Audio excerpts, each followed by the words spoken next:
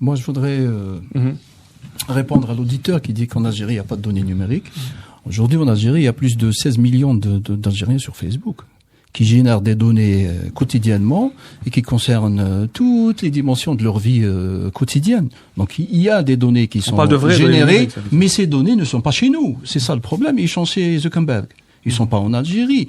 Donc, aujourd'hui, avec le crowdsourcing, ce qui est une méthode très moderne pour savoir en temps réel ce que veut votre population, ces techniques aujourd'hui sont utilisées, qui vont être utilisées dans les prochains primaires qui ont été utilisées, l'effet Fillon. L'effet Fillon en France, c'est les réseaux sociaux. Ce sont ces sociétés qui ont battu les anciennes sociétés de sondage.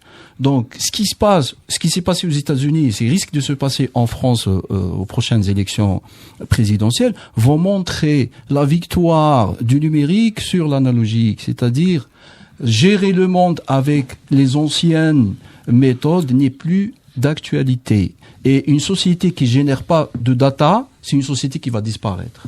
Pardon, j'aimerais aussi répondre à cet auditeur.